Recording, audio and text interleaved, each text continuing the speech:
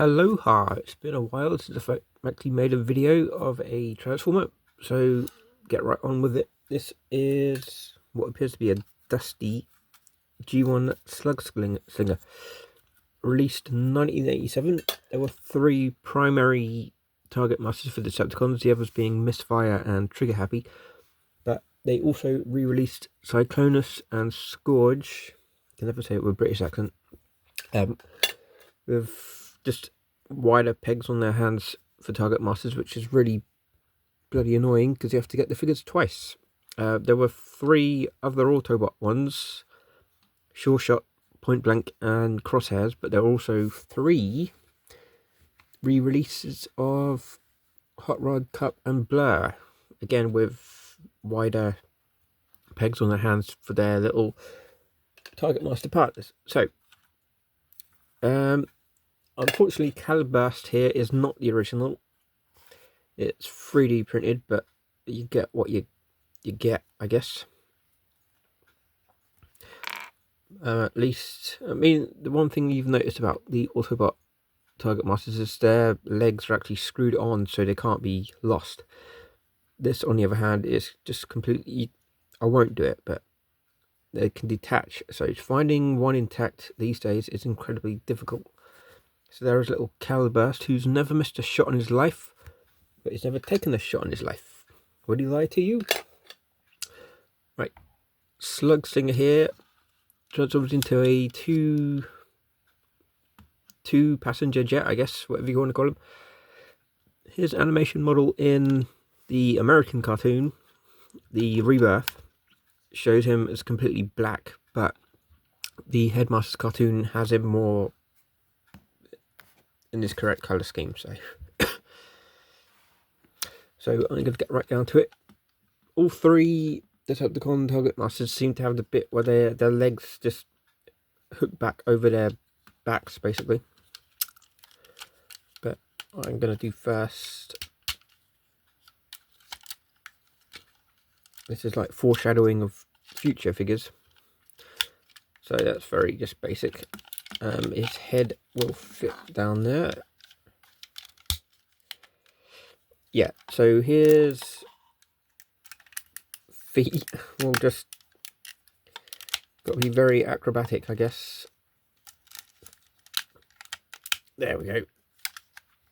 And the wheel wells, he's got one in his chest and one there. Looks like a pretty cool jet. Twin engine jet, whatever you call him. And just gonna, oh, he is not balancing. There we go. That looks pretty cool as a jet. Bit dusty too, but the extra piece of awesome, as I just drop everything.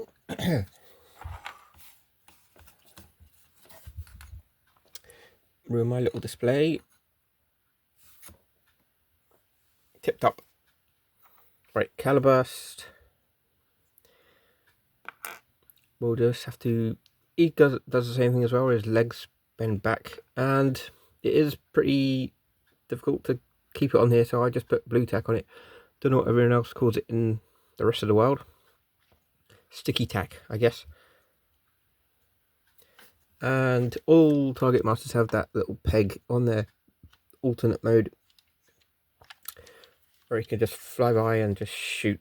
So some of the comics around the time have them in the jet, like I think Fracas was riding in Scourge in one of the British comics. Don't quote me to that, but I think I'm right on that anyway. Slugslinger looks a pretty cool jet. You can see bits of greying here, unfortunately. That's what happens. But like I said, it's old. It's 1987.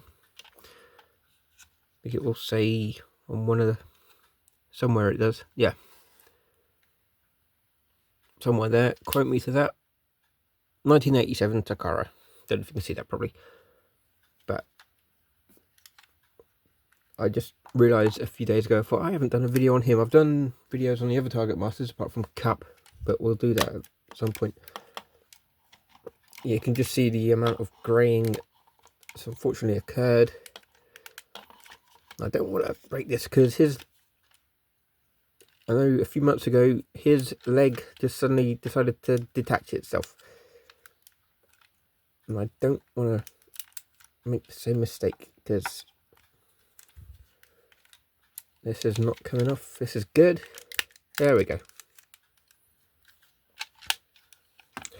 See how easy that flips back. But yeah, he's got the same kind of bouncy head that Trigger Happy has,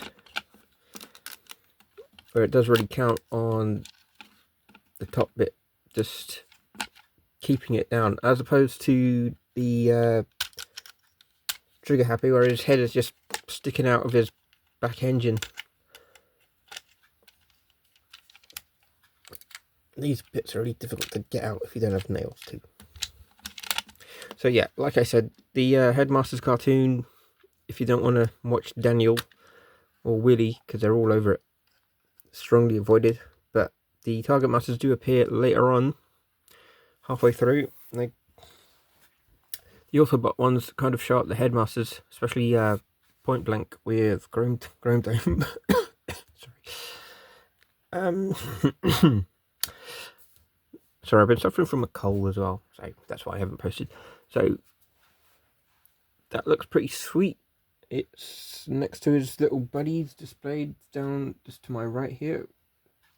Of all the Decepticon Target Masters, I'd say Misfire is probably my favourite. Sorry, Slugslinger.